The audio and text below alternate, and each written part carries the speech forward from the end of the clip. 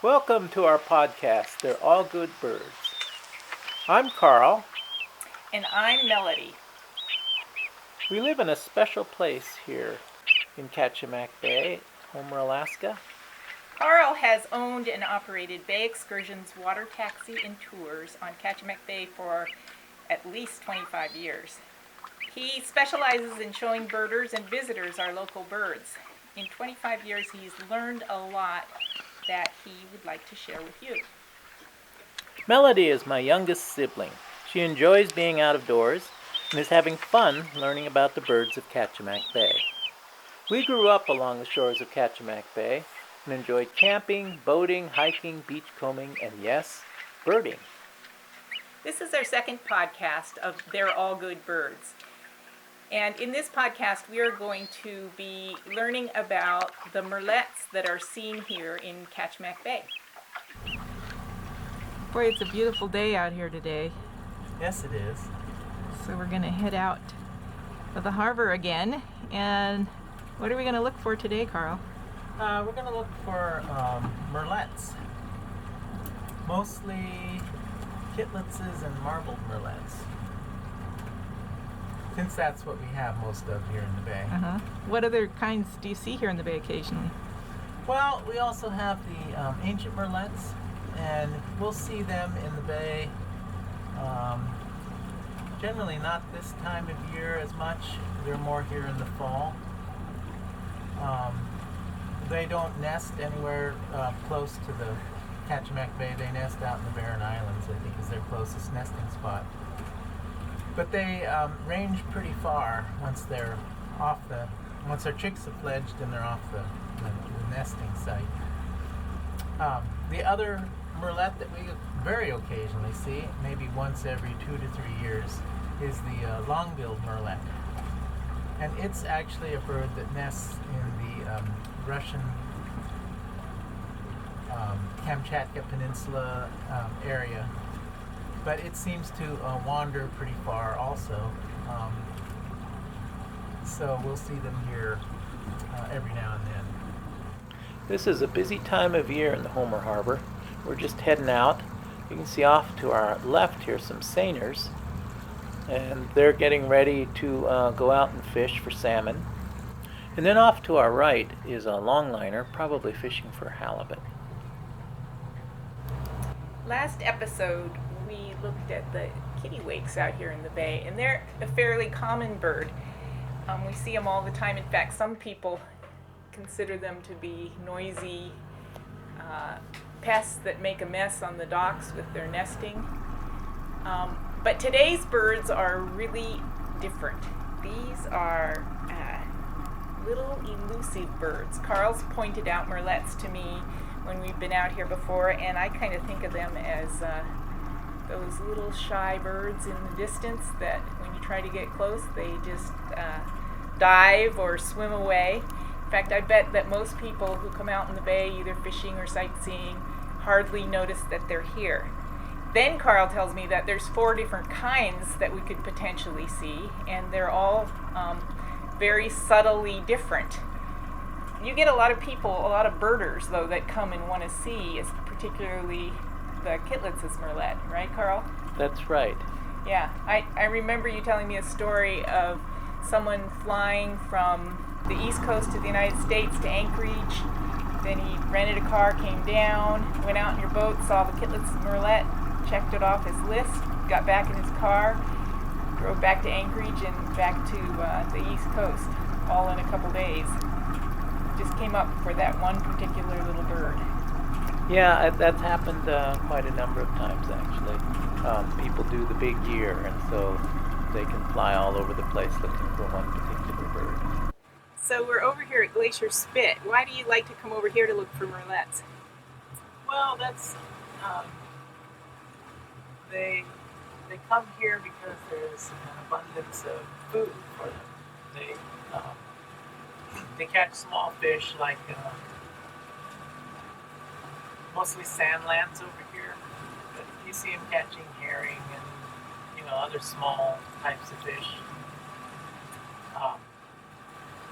And they'll dive down to about 200, 250 feet deep catch fish.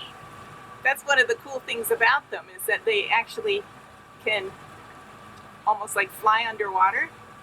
Yeah, they use their wings to propel themselves through the water. They're part of the alcid family of birds, and all those birds use their wings to maneuver when they're underwater. We're looking for both the Kittlitzes and marbled murrelets here at Glacier Spit. They come here this time of year. They sort of assemble in this area. There might be as many as 5,000 birds, in the bay here. And it's one of the best places to see the Kittlitz's murrelet in the world because for one thing, it's accessible. Over on the road system. And there's quite a number of them that come here in July and the first part of August. So have they already nested? They have already nested. They nest fairly early in the spring. They'll lay eggs in May, probably the early part of May. And then the Kittlitz's murrelets nest up near glaciers and up on the mountaintops. There's very little that's known about them because their nesting sites are very inaccessible. There's a little bit more that's known about marbled murrelets because they nest in old-growth forests, at least down as you go further down the coast, off of California, Oregon, and Washington, and on up into Canada and then southeastern Alaska. Up in this part of Alaska, they will nest in trees, but they will also nest on the ground because they nest out on the Aleutian Islands, and there's no trees on the Aleutian Islands. So they can be found all along the coastline from the Aleutians clear down to California. Well, how do their babies get from a tree inland into the water? Well, their chicks are fed after they hatch out, which is after about, I believe, 25 to 30 days, something like that. And then they'll get fed for another 20 days or so. And then when they're ready to fly, they just fly to the water. Huh. And then they're on their own. There's no parental help with that process. So you'll see them down here. The chicks kind of stand out because they look like birds that you would see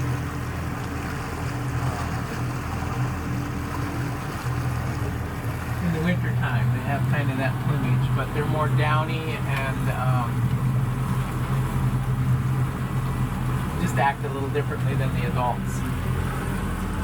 So the Kittlitz's murrelets, both the marbled and the Kittlitz's murrelets nest in this area. I don't know how many. It's hard to say. The only inkling that I get from Kittlitz's murrelets is on a year that we have a lot of snow and there's lots of snowpack in the mountains and it doesn't melt very quickly some years. And then I will see groups of Kittlitz's murrelets kind of off in this area here. And there might be between 75 and 100, so I'm thinking that's maybe the numbers that are in this area. It's hard to say. So they're waiting till their nesting sites are Yeah, they can't get up thawed there enough to nest because there's snow yet on the ground. So tell me how you identify the difference between a Kittlitz murrelet and a marbled murrelet. When I've seen them before, I would just say they're a small brown bird. That's true. They can be difficult to tell the difference between them. The things that I look for are kind of subtle, but the things that I look for when you're looking from a distance, the Kittlitz's murrelets tend to be a little bit lighter in color, more of a lighter gray or a lighter brown or almost a golden color on their back. The other thing that really stands out when you get close enough and you can see with binoculars, both birds, both the murrelets, the marbled murrelets and the Kittlitz's murrelets, have a black cap on the top of their head. And in this wintertime, you can really see that, because they're more of a black and white bird in the winter. But in the summer, when they're in their breeding plumage, they still have that darkness on the top. And so the marbled murrelets, that dark area comes down through the eye, so it's really difficult to see a marbled murrelet eye. Okay. Unless the light is really good. Uh-huh.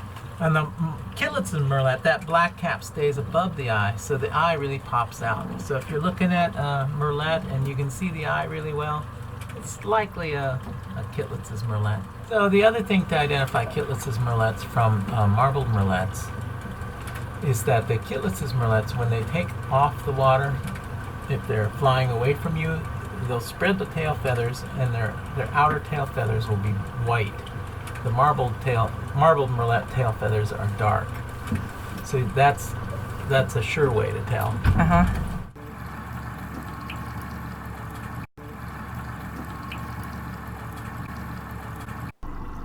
So Karl, you have told me how to identify the difference between the Kittlitz's murrelet and the marbled murrelet.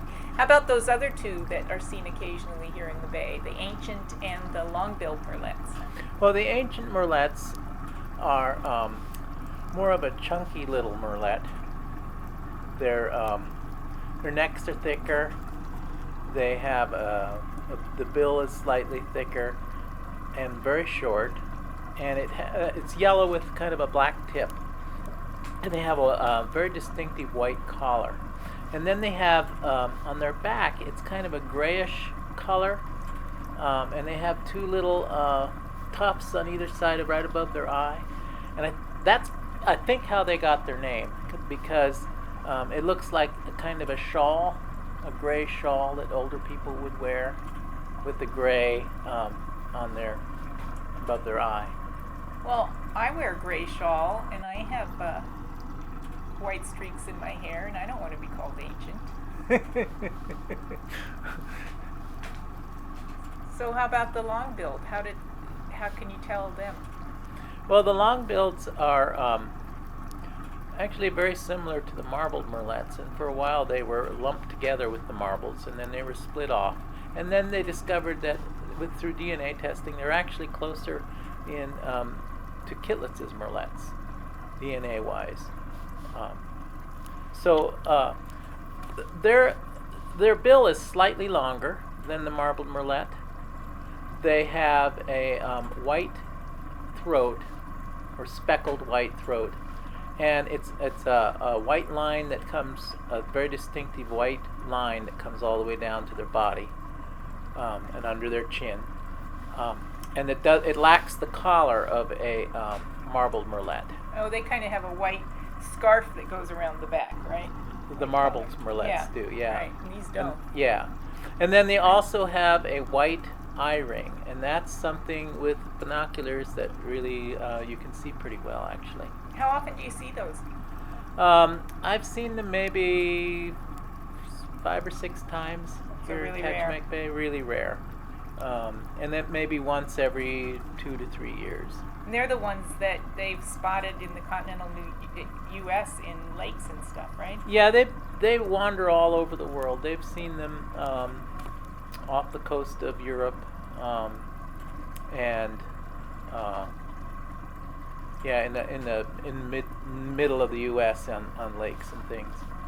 I think they should have been called the adventure murrelets instead of the long-billed murrelet. It's probably a good name for them. Well, we're just heading into the harbor. We were just out on a murrelet trip, and I can remember going on a murrelet trip with somebody. Really wanted to see a murrelet, Kittlitz's murrelet, but it was in early June, and they're harder to find then because they're off nesting. So we went all the way up to Bear Cove and around everywhere I could think of. Spotted lots of marbled murrelets, but we didn't see a Kittlitz's murrelet. And we were just heading back into the harbor entrance here when one popped up in front of the boat. So that's birding. Did you see any good birds today? Yes, we did. But you know, they're all good birds. Karl, I know why you like these birds. Yeah, they're introverted.